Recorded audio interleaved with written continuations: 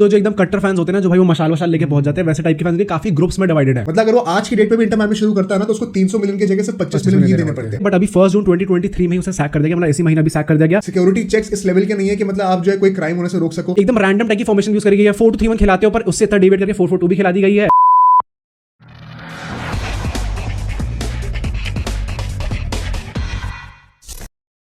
What's up everybody, welcome back to Bro Sports. But it's all fun and games. This is Aditya. This is Mohit. भाई देखो, जब से Messi ने transfer लिया है inter Miami के लिए, तब से इंटरेस्ट बहुत बढ़ चुका है इस क्लब में। तो आज इस वीडियो में हम लोग एक एग्जॉस्टिव गाइड देंगे आपको। This is the only video that you will need to understand everything about Inter Miami. Let's begin. तो देखो, इस वीडियो में बेसिकली 5 सेगमेंट्स होंगे। इन सेगमेंट्स हम लोग कई सारे टॉपिक्स कवर करेंगे। इस क्लब की हिस्ट्री क्या है, ओनर्स कौन से हैं, करंट स्क्वाड क्या है, मैनेजर क्या है, टैक्टिक्स क्या है, स्टेडियम क्या है, अभी मजा आएगा ना भिड़ो। सब कवर्ड होगा इस वीडियो में। मतलब पॉइंट इज कि this is a 2 part series. ये पहली वीडियो है, इसका सेकंड पार्ट जिसमें हम लोग मेन चीज कवर करने वाले हैं कि भाई मेसी खेल तो रहा है ना एमएलएस में, बट कौन सी ट्रॉफीज के लिए लड़ने वाला वो भी तो पता होना चाहिए। सिर्फ क्लब के बारे में पता चल के क्या होने वाला है। तो जैसे लालीगा में हम लोग कहते हैं कि कोपा डल रहा है, सुपर कोपा है, लालीगा का लीग टाइटल है, वैसे ही एमएलएस में क्या क्या टाइटल्स के लिए मेसी लड़ सकता है, ये हम लोग एक सेकंड पार्ट में कवर करेंगे। तो वो वीडियो सैटरडे को रिलीज होगी, so make sure to watch out that as well. But यहाँ पे इस वीडियो को शुरू करने से पहले make sure to like this video and subscribe to our channel, और कमेंट करके बताना है कि आप कितना हाइप्ड हो मेसी के ट्रांसफर के लिए। तो स्टार्ट करते हैं अपनी पहली सेगमेंट से, which is about history and ownership. तो यार यहाँ पे सबको पता ही है कि बेकम जो फेस है इस क्लब का, वही जो पॉपुलर ओनर है।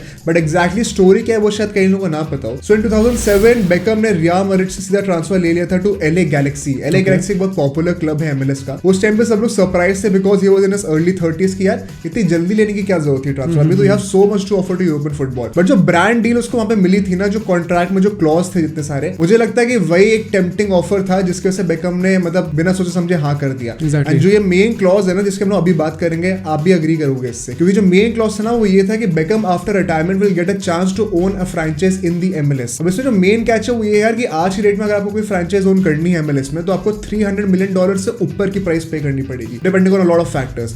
बट उस टाइम पे जो है उसको सिर्फ $25 मिलियन पे वैल्यू मिल रही थी।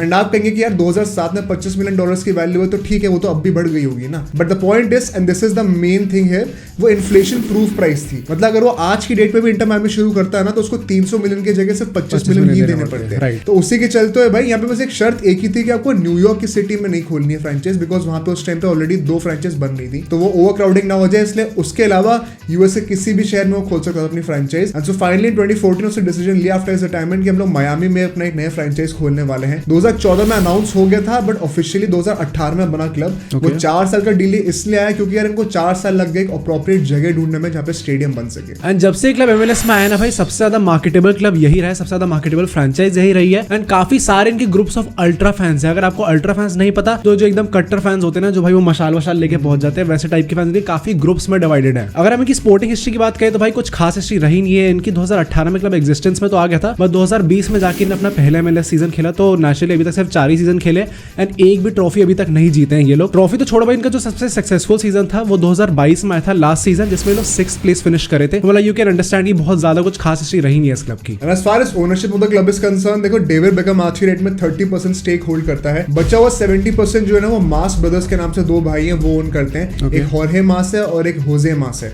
ये दोनों जो है वहीं पे अमेरिकन ही हैं, बट वो लैटिन डिसेंट की लगते हैं मेरे को नाम से, तो वही दोनों ओन करते हैं। And the latest news is कि अपैरेंटली मेसी को भी इसमें 5% का स्टेक मिल सकता है, तो he could also be one of the owners of this club going forward. But यहाँ से चलते हैं अबाउट द सेकंड सेगमेंट, जहाँ पे हम लोग जो है इनकी ब्रांडिंग को डिस्कस करने वाले हैं। तो भाई नाम और इनके जो कलर्स है क्लब के, उसके पीछे क्या स्टोरी है? अगर इनके नाम की बात करें तो उनको जो एक्चुअल पूरा नाम है वो है क्लब इंटरनेशनल दे फुटबॉल मायामी। अब तुम लोग सोचोगे भाई अमेरिकन लीग में तो कुछ अमेरिकन टाइप का नाम क्यों नहीं है? दैट इज बिकॉज मायामी में 70% प्लस रेजिडेंट्स जो है ना वो लैटिन अमेरिकन ओरिजिन के हैं, तो उनको काइंड ऑफ रिस्पेक्ट देने के लिए ये काइंड जेस्चर है, सॉर्ट ऑफ है। तो आई थिंक ये चीज काफी अच्छी लगी मेरे को। ऑल्सो अगर हम लोग इनके कलर्स की बात करें, इनका जो क्लब का और जो जर्सी का कलर है वो पिंक एंड ब्लैक है। तो पिंक और ब्लैक क्यों है भाई? मेरी मर्जी। वो इसलिए क्योंकि मायामी में हेरोन्स नाम के एक बर्ड स्पीसीज है, उसका कलर भी पिंक ब्लैक है, तो उसके बेसिस पे रखा गया है according to the club statement. अगर क्लब स्टेटमेंट में आपको पढ़ के बताऊं तो that is tenacious hunters of land and sea, noble species of the skies, they are the guardians at our gateway to the Americas, they are stoic and intelligent but strike with fierce accuracy.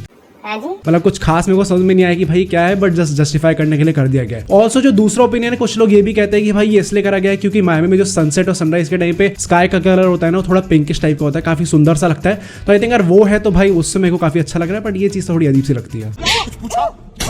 तो भाई यहाँ से चलते हैं अपने third segment पे, which is about the stadium of this club. तो भाई स्टेडियम का जो नाम है उसको कहते हैं DRV PNK stadium, which stands for drive pink stadium, ये उसका फुल फॉर्म है। अब यहाँ पे देखो ये स्टेडियम सिर्फ $60 मिलियन से बन गया था। Now if you compare this price with a lot of European giants जैसे कैंप नो कह लो या फिर बर्नेबाउ कह लो, जो भी हैं जितने भी यूरोपियन टॉप 5 लीग्स में आते हैं, तो भाई बहुत चीप प्राइस पे बना है ये। बट इतनी सस्ती प्राइस होने का डाउन साइड ये है कि यार देखो फर्स्टली सिर्फ 18,000 की कैपेसिटी है यहाँ पर, और सेकेंडली यहाँ पे जो सिक्योरिटी का अरेंजमेंट है ना बहुत खास है नहीं। इनफैक्ट जो भी कीपर है ना इंटर मायामी का आज के डेट में, उसने भी कह दिया कि भाई ये क्लब जो है वो मेसी के आने के लिए रेडी नहीं है अभी, क्योंकि सिक्योरिटी गार्ड के जो नंबर है वो इतना काफी नहीं कि पूरे क्राउड को हैंडल कर सके। सिक्योरिटी चेक्स इस लेवल के नहीं है कि मतलब आप जो है कोई क्राइम होने से रोक सको। इनफैक्ट कई लोग तो पिच पे भी आ सकते हैं भागकर, उसके लिए भी कोई रोकने के लिए कोई अरेंजमेंट है नहीं। तो मेसी के आने के बाद कैसे जो है पब्लिक का हिस्टेरिया रोका जाएगा वो किसी को नहीं पता है। बट यहाँ पे एक पॉजिटिव न्यूज ये है कि यार 2025 तक इनका एक फ्रीडम पार्क करके नया स्टेडियम बनने वाला है, जहाँ पे 25,000 की कैपेसिटी होने वाली है। वहां पे लोग 2025 तक मूव आउट करने को एक्सपेक्टेड है। ऑल्दो ये स्टेडियम जो है 2022 तक ही बन जाना चाहिए था, बट कुछ डील के चक्कर में अभी हम लोग को 2 साल और लगेंगे होपफुली।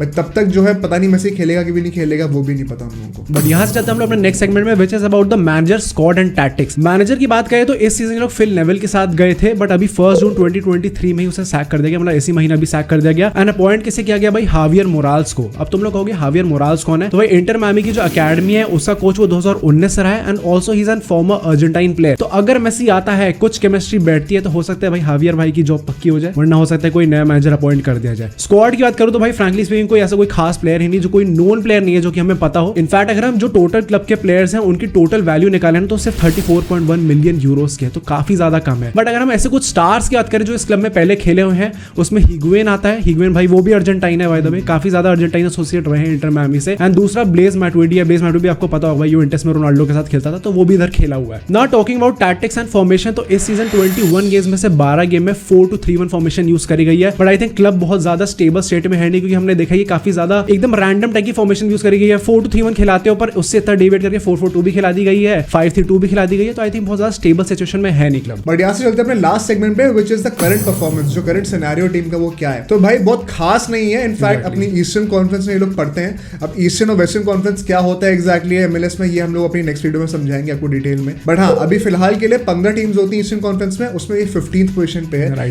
लास्ट पर है इस वक्त। और एक जो अच्छी न्यूज है वो एक इनका US ओपन कप करके होता है, जो वहां पे सुपर कोपा होता है, वो भी आपको समझाएंगे नेक्स्ट वीडियो वो भी समझाएंगे।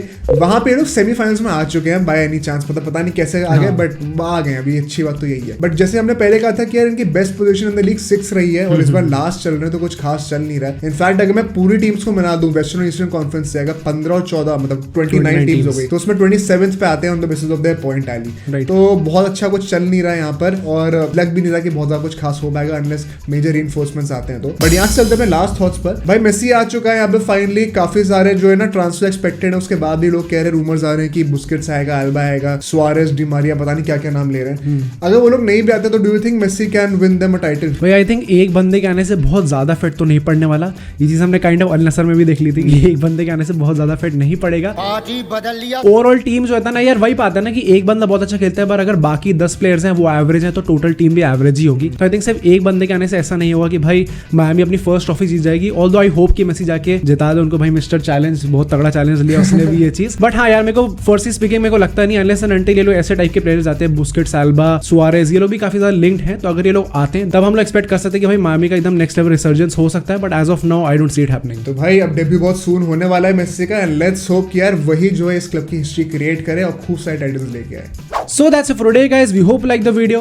Do like, share, subscribe, bell icon भी दबा दो। और आप हमें कमेंट करके बताना कि क्या आपको लगता है मेसी अपने पहले सीजन में इंटर मायामी को टाइटल जा सकता है। Besides हम टोटल इंस्टाग्राम और फेसबुक पे भी हैं, तो मैं वहां पे भी चेक कर लो। And we'll see you guys in the next video.